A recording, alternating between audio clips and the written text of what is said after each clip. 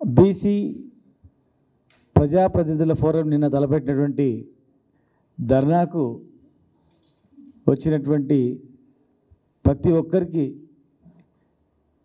పేరు పేరున హృదయపూర్వక ధన్యవాదాలు. ముఖ్యంగా ఎక్కువగా అనేక సంవత్సరాలుగా పోరాటాలు చేస్తున్నటువంటి బీసీవాదులు, సుప్రీంకోర్టు మన నేషనల్ జాతీయ కమిషన్ చైర్మన్గా పనిచేసిన జస్టిస్ ఈశ్వరయ్య గారు, చిరంజీవులు గారు, సీనియర్ ఐఏఎస్ అధికారి, ఇంటలెక్చువల్ ఫోరం, ఇంకా చాలామంది బీసీ సంఘాలు అందరూ కూడా 9th షెడ్యూల్లో చేరిస్తేనే చట్టబద్ధత ఉంటుందని నమ్మినటువంటి మేధావులందరూ కూడా వచ్చినందుకు మరి వారందరికీ పేరు పేరున హృదయపూర్వక ధన్యవాదాలు తెలియజేస్తూ, ఒక పక్కన వేలాది మంది నిన్న ధర్నాకు వచ్చి వాళ్ళ అభిప్రాయాలు చెప్పారు. మంచి మంచి అడ్వకేట్లు, న్యాయ కోవిదులు, ఐఏఎస్ అధికారులు, మాజీ ఐఏఎస్లు ఎంతోమంది కూడా మాకు సూచనలు, సలహాలు ఇచ్చారు. ఈ భారతదేశం ఒక రాజ్యాంగం ఉంది. డాక్టర్ బాబాసాహెబ్ అంబేద్కర్ గారు రాసిన రాజ్యాంగం. ఆ రాజ్యాంగం ప్రకారము ఈ చట్టాలు నడుస్తాయి. రాజ్యాంగం ప్రకారం దేశం నడుస్తుంది. ఎవరిష్టం వచ్చినంత వాళ్ళు అనుకుంటే కాదు. రాజ్యాంగం లోపడి చట్టాలు ఉంటాయి, చట్టాల లోబడి కోర్టులు ఉంటాయి, హైకోర్టు, సుప్రీంకోర్టు. ఇవన్నీ కూడా ఒక పద్ధతి ప్రకారం నడుస్తుంది. కానీ దానికి విరుద్ధంగా ఈ ప్రభుత్వం వ్యవహరిస్తుందని చెప్పి అనేక మంది న్యాయకోవిదులు చెప్పిండ్రు. ఒక పక్కన మేము మాట్లాడుతున్నాం, వేల మంది ఒక పిలుపుతోనే వాళ్ళు ఇచ్చినటువంటి బీజేపీ వాళ్ళు ఇచ్చిన పిలుపుతోనే వేలాది మంది కదిలితే కనీసం దాన్ని పరిగణలోకి తీసుకొని ఏం చేద్దాం, ఎట్లా చేద్దామని కనీసం ఆలోచన కూడా చేయకుండా మేము అక్కడ ధర్నా చేస్తున్నాము. వీళ్ళు హడావుడిగా గవర్నర్కు ఆర్డినెన్స్ పంపింది. అరే మేము అన్నదానిలో వాస్తవం కాదా? మమ్మల్ని పిలిచాడితే మేము కూడా చెప్తాం. సరే, మమ్మల్ని ఒకవేళ పార్టీ పరంగా మీరు ఆలోచన చేస్తే అక్కడ సుప్రీంకోర్టు జడ్జి గారు ఉన్నారు, మంచి అడ్వకేట్లు ఉన్నారు. సుప్రీంకోర్టు నుంచి వచ్చిన 2-3 అడ్వకేట్లు కూడా వచ్చారు. నిన్న వాళ్ళని పంపిస్తుంటివి, అధికారులను పంపిస్తుంటివి, మాట్లాడుతుంటివి. అరే ఇది ఎక్కడి న్యాయం? ఇప్పుడు ఇవాళ పెట్టి రేపే ఇస్తున్నట్లు హడావుడి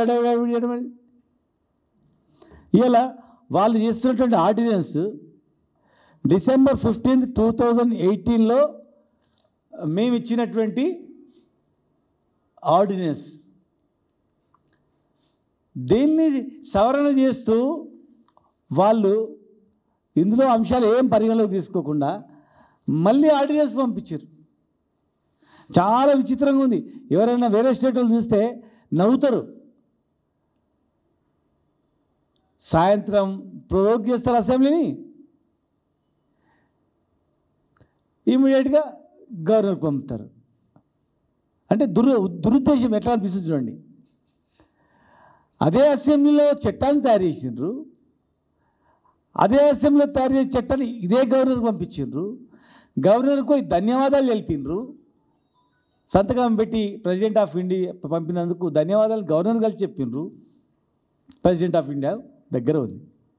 ఒక్కనాడన్నా ప్రెసిడెంట్ ఆఫ్ ఇండియాని కలిసి మీరు ఇది ఆమోదం తెలపండి అని చెప్పి మేము మాట్లాడిందా? గవర్నర్కు ధన్యవాదాలు తెలిపిండ్రు. గవర్నర్ సంతకాకం కాకముందే ఢిల్లీలో పెద్ద ధర్నా చేశారు. మేము అందరూ అనుకున్నాం, బాబు ఎంత చిత్తశుద్ధి ఉంది రాహుల్ గాంధీ గారికి, ఎంత పెద్ద డైరెక్షన్ ఉంది, ఇంకా అయిపోయింది, తమిళనాడు కన్నా ఇంకా తొందరగా అయ్యేటట్లుంది, వాళ్ళు అప్పుడు ఇంకా లేట్ అయితే అనుకున్నాం. కానీ ఇవాళ అక్కడ అడగలేదు, ప్రధానమంత్రిని కలవలేదు, ఏం చేయలేదు. ఒకవేళ మీరు ఆపి రేపు 21st నుంచి పార్లమెంట్ సమావేశాలు ఉన్నాయి. మా రాజుగారు, మా వద్దిరాజు అని చెప్తున్నాడు, పార్లమెంట్లు సమావేశాలు ఉన్నాయి.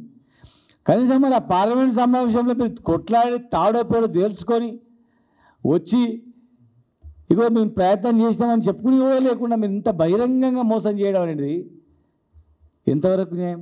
అక్కడ మాట్లాడలేదు, అడగలేదు, చేయలేదు. అసలు దీనివల్ల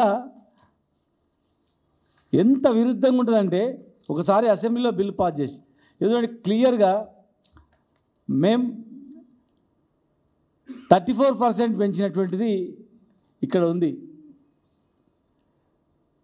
గవర్నమెంట్ నుంచి నిర్ణయం తీసుకున్నది. దీనికి అమెండ్మెంట్ చేస్తూ దీనికి ఇంప్లిమెంట్ చేయడానికి మేము సిద్ధమవుతుంటే స్వప్నారెడ్డి గారు అనేటువంటి కాంగ్రెస్ సర్పంచ్ కోర్టులో కేసేసింది. హైకోర్టులో కొట్టేసిండ్రు. కొట్టేసిన తర్వాత మేము సుప్రీంకోర్టుకు పోయినాం. సుప్రీంకోర్టు క్లియర్గా ఇచ్చింది, 50% లోపల జనాభా తగ్గకుండా రిజర్వేషన్ ఉండాలా, 50% క్రాస్ కాలేదని, కానికి వీల్లేదని. దానికి అనుగుణంగా ఈ ఆర్డినెన్స్ తెచ్చినాం. ఈ ఆర్డినెన్స్లో సెకండ్ పేజీలో క్లియర్గా ఉంది ఇక్కడ, as per the judgement of Honorable Supreme Court of India, the total reservations in favor of scheduled tribes, scheduled caste and backward classes shall not exceed 50%. 50% of the seats of the local bodies in the state. క్లియర్గా మేము ఇచ్చినటువంటి amendment కూడా supreme court judgement coat చేస్తూ మళ్ళీ మేము Panchayati Raj యాక్ట్ని amendment చేసినాం, ordinance తెచ్చినాం. మేము తెచ్చిన ఈ ఆర్డినెన్స్లో క్లియర్గా సుప్రీంకోర్టు జడ్జిమెంట్ అన్న తర్వాత మీరు యాజ్ పర్ సుప్రీంకోర్టు జడ్జిమెంట్ పోతారా, లేకపోతే సొంతంగా ఏదో మీ సొంతం వ్యవహారం, అది కాంగ్రెస్ పార్టీ వ్యవహారమా చెప్పండి, ఇంటర్నల్ వ్యవహారమా? ఏదంటే అది మీరు ఇంటర్నల్గా పార్టీ పదవులు ఇచ్చుకోవడానికి మనం ఉపయోగపడదా? చట్టం చేసేటువంటి విధానం ఏంది? మీరు మాట్లాడినటువంటి డిక్లరేషన్ ఏంది? ఇలా మీరు ఎస్సీలకు 18,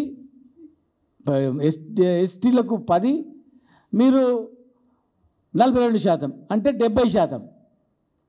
చట్టపరంగా 70% ఎట్లా సాధ్యమవుతుంది? 9th షెడ్యూల్ అమెండ్మెంట్ చేయకుండా సుప్రీంకోర్టు జడ్జిమెంట్కు విరుద్ధంగా మీరు చేయగలుగుతారా? ఇంత ఈజీగా చేసేటట్లుంటే మరి గతంలో కూడా మహారాష్ట్రలో, తర్వాత బీహార్లో 65% చేసింది, కోర్టు కొట్టేసిండు. మహారాష్ట్రలో కొట్టేసిండు. మహారాష్ట్రలో ఎలక్షన్ నోటిఫికేషన్ ఇచ్చినా కొట్టేసిండు. ఇంకా కొన్ని స్టేట్లో గెలిచిన తర్వాత కూడా, నిన్న చెప్పిన ఒక జడ్జి గారు, గెలిచిన తర్వాత కూడా చెల్లదు అని చెప్పి కొట్టేసిన సందర్భాలు కూడా ఉన్నాయి కోర్టులు. అంటే ఎవరిని చూద్దామని రాయించడానికి ఈ ఎలక్షను, ఈ కథ, ఇవన్నీ కూడా ఎవరి చెవులో పూలు పెట్టడానికి. ఏమంతా అన్పడగాలు ఉన్నారా, చదువురాని వాళ్ళు ఉన్నారు అనుకున్నావా? ఈ ప్రభుత్వం ఏమనుకుంటుంది? అరే బీసీలకి ఏం చదువు రాదు, పిదురు రాదు, ఏదో వాళ్ళు చెప్పింది తింటారు, చూసినావా ఇంత కొట్లాడిన సార్ ఫెయిల్ అయింది అనుకుంటారని చెప్పడానికి. గెలిచినా చెల్లదని సుప్రీంకోర్టు జడ్జిమెంట్ ఉన్నాక నువ్వు ఎలక్షన్ నోటిఫికేషన్ అయినా రద్దవుతుందని చెప్పి సుప్రీంకోర్టు ఇంటర్ఫేర్ అయ్యి ఆ ఎలక్షన్ రద్దు చేసిన సందర్భాలు ఉన్నాక, ఆర్డినెన్స్లు కొట్టేసినవి సందర్భాలు ఉన్నాక, దేశం మొత్తం మీద ఒక రాజ్యాంగం ఉంది, కానీ ఓన్లీ తెలంగాణలో ఇప్పుడు ఒక్కదానికి ఒక రాజ్యాంగం ఉంది, దీనికి ఒక్కదానికి సపరేట్ రాజ్యాంగం రాసిండు అంటే మీరు గట్ల చేయడానికి అవకాశం వస్తుంది. ఎట్లా అవుతుంది? మీరు చేయడం వల్ల ఏమవుతుందా? శాసనసభలో తీర్మానం చేసి రాష్ట్రపతి దగ్గర బిల్లు పెండింగ్లో ఉండగా, మీరు బిల్లు పెండింగ్ ఉండగా ఇంత ఈజీగా ఏది ఉంటే ముందే చేయాలి కదా. అన్ని రాష్ట్రాలు కనుక్కోలేదా? మీరు ఒక్కరే కనుక్కున్నారా? కనుక్కున్నారు, ఎట్లా కనుక్కున్నారు? ఇదే రాష్ట్రంలో మేము కూడా పెంచినాం, 34% చేసినాం, 50% క్రాస్ అయిందని చెప్పి హైకోర్టు కొట్టేసింది, సుప్రీంకోర్టు కొట్టేసింది. అందుకే మేము తప్పని పరిస్థితులలో 50% కుదించి ఎలక్షన్కి పోయినాం, తప్పని పరిస్థితులలో. ఇవాళ మీరు హైకోర్టులో సుప్రీంకోర్టుది పరిగణన తీసుకోకుండా అసెంబ్లీ బిల్లు పాస్ చేసేసి ప్రెసిడెంట్ ఆఫ్ ఇండియా దగ్గర ఉన్నాక మీరు చేయడం అనేది దానికి ఎట్లా అవుతుంది? ఇంట్రాస్టేట్ లెజిస్లేటివ్ కాన్ఫ్లిక్ట్ అవుతుంది, ఇంట్రాస్టేట్ లెజిస్లేటివ్ కాన్ఫ్లిక్ట్స్ అవుతుంది.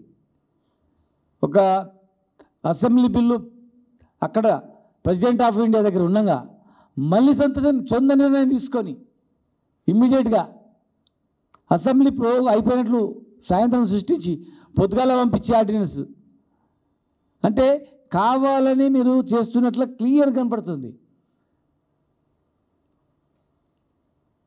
అది ఎక్కడ కూడా చెల్లుబాటు కాదు. రాజ్యాంగంలోని ఆర్టికల్ 200, 201, 213లకు దానికి సంబంధించినటువంటి సమస్యలకు కారణమవుతుంది. దీనివల్ల ఒక బిల్లు అక్కడ ఉండగా సుప్రీంకోర్టు విరుద్ధంగా ఎట్లా చేయగలుగుతాం? ఈ దేశంలో ఒకే ఒక్క రాష్ట్రంలో యాక్ట్ అమెండ్మెంట్ చేసుకొని తమిళనాడు రాష్ట్రంలో చేసింది. చేస్తే ఇస్తే తమిళనాడు తరహా చేసుకోవాల్సిందే తప్ప దానికి అగ్నిస్ట్ చేయడానికి వీలు లేదు ఎక్కడ కూడా. ఎందుకంటే ప్రతి రాష్ట్రంలో కూడా ప్రతి ప్రభుత్వం అధికారంలో వచ్చే ముందు మేము గెలిచిన తర్వాత తెస్తామంటున్నారు, ప్రయత్నం చేస్తామంటున్నారు. తెచ్చిర్రు, పోయిన తర్వాత సక్సెస్ఫుల్ తీసుకుంటారా, ఫెయిల్యూర్ తీసుకుంటారా? సక్సెస్ఫుల్ని ఉదాహరణ తీసుకొని ముందుకోవాలి. ఫెయిల్ అయినటువంటిది రకరకాల పద్ధతుల తర్వాత ఫెయిల్ అయిన తర్వాత సక్సెస్ అయింది. సక్సెస్ కావడానికి కారణాలు తీసుకొని దావైపు పోవాలి, కానీ ఫెయిల్ అయినటువంటి తీసుకొని వాళ్ళు చేసినట్టు చేసినాం, వీళ్ళు చేసినట్టు చేసినాం అనేది బీసీలను మోసం చేసినట్లు కాదా? ఇంకెన్ని సంవత్సరాలు మోసం చేస్తారు? ఇంకెన్నేళ్ళు మోసం చేస్తారు? దానికి చెల్లుబాటు కాదు అది. దయచేసి మీ పార్టీలో ఉన్నటువంటి బీసీ నాయకత్వం కూడా ఒప్పుకోవట్లేదు. వాళ్ళ చేతిలో ఉన్నటువంటి కార్పొరేషన్ చైర్మన్లు ఇస్తలేరు, వాళ్ళ చేతిలో ఉన్నటువంటి ఆర్టీఏ కమిషనర్లు మాకేమన్నా ఇస్తలేరు. ఏదైనా కార్పొరేషన్ అక్కడ ఇక్కడ వస్తే పనికిమాలే మాకు కొడేస్తుర్రు. ఇలా మంత్రి పదవులు ఉంటే సగం మంత్రి పదవులు రావట్లేదు. ఎంబీసీలకు మంత్రి ఇస్తలేరు, యాదవులకు లేదు, కురువులకు లేదు, మునుగు కాపులకు లేదు, ఎవరికీ లేదు.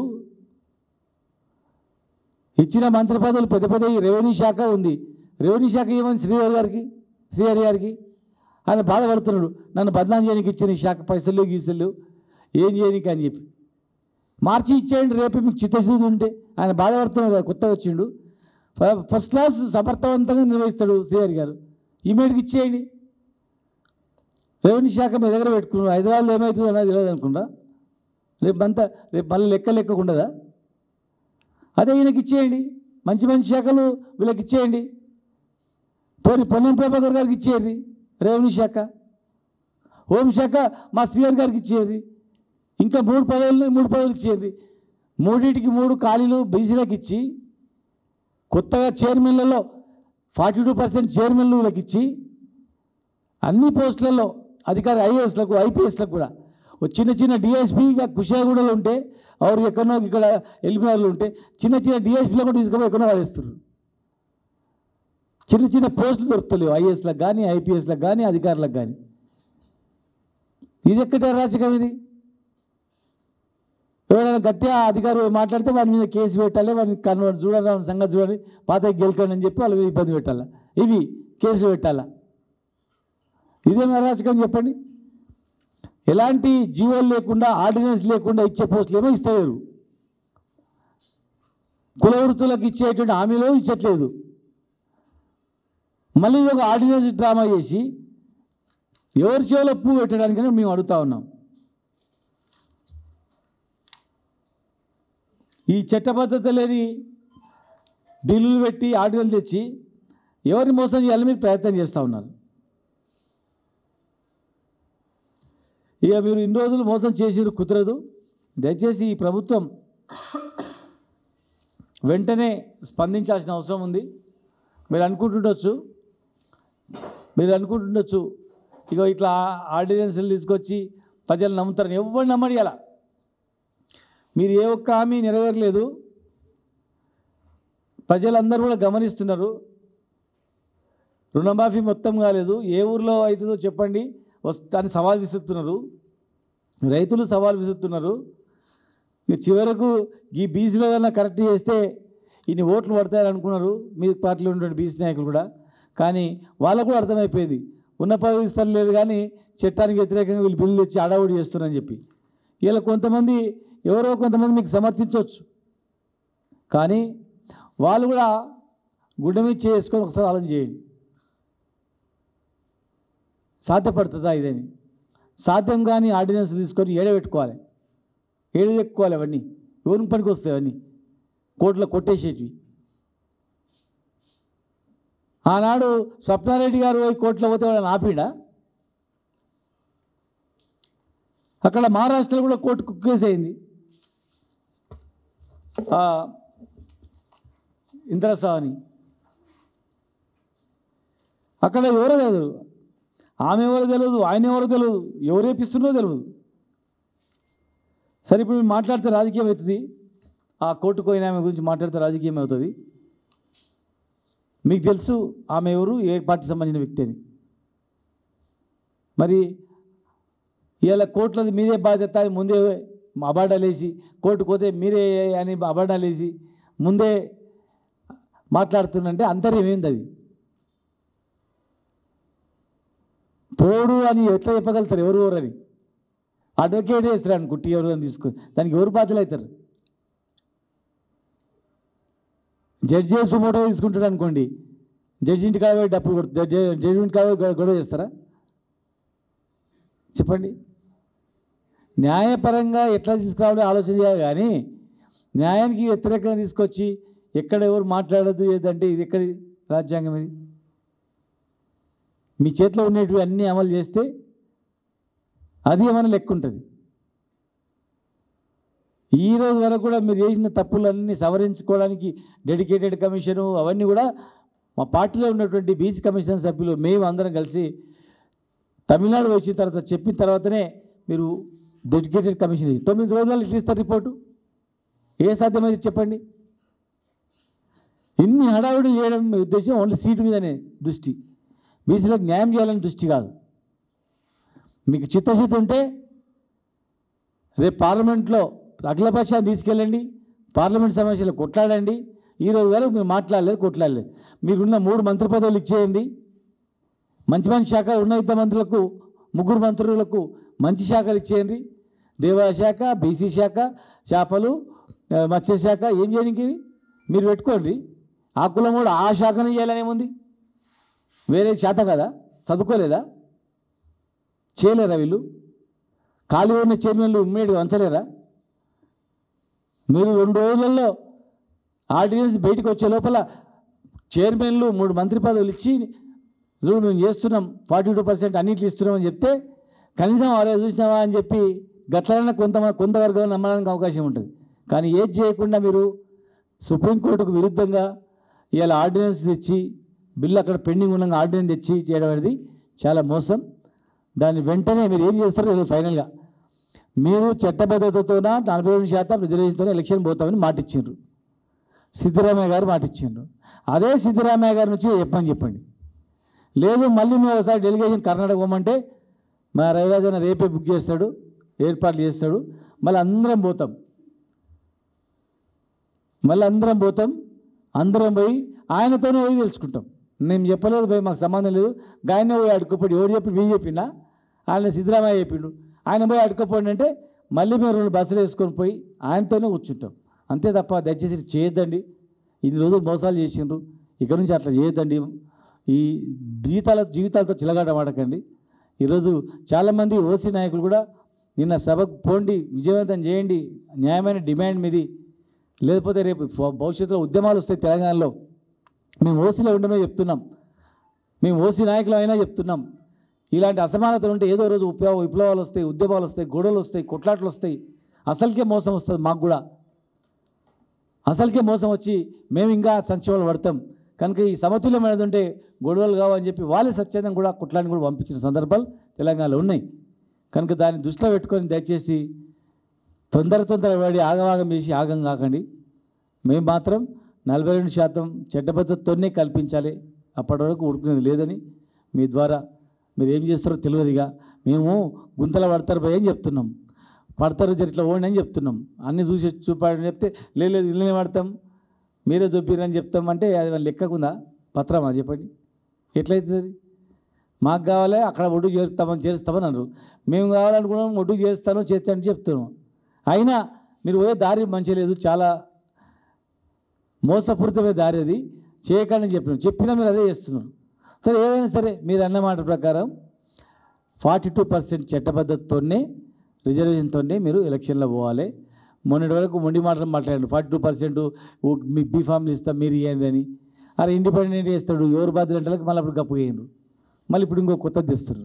కనుక ఇవన్నిటిని ఎట్టి పరిస్థితుల్లో క్షమించే ప్రసక్తే లేదు. మీరు చేస్తున్నటువంటి ఇప్పుడు ఆర్డినెన్స్ అంటే మోసం. సరే మీరు కరెక్ట్ అంటున్నారు, మాకు సంబంధం లేదు, ఏం చేస్తారో చేయండి, మాకు కావాలి చట్టబద్ధతతో రిజర్వేషన్ అని చెప్పి తెలియజేస్తూ మరొకసారి నిన్న చాలామంది బీసీ నాయకులు, బీసీ సంఘాల నాయకులు, ఇంటలెక్చువల్స్, జడ్జిలు, అడ్వకేట్లు ప్లస్ అందరు రావడం జరిగింది. చాలామంది ఓసీ నాయకులు కూడా, సామాజిక స్పృహ ఉన్న కూడా ఆ నియోజకవర్గాల్లో మీరు ఓన్రా ధర్నా అవుతుంది, మీరు కూడా పోయి పాల్గొనండి, మీ ఉద్యమానికి మేము మద్దతు అని చెప్పినటువంటి వాళ్ళకు కూడా ప్రతి ఒక్కరు కూడా పేరు పేరున హృదయపూర్వకమైనటువంటి నమస్కారాలు.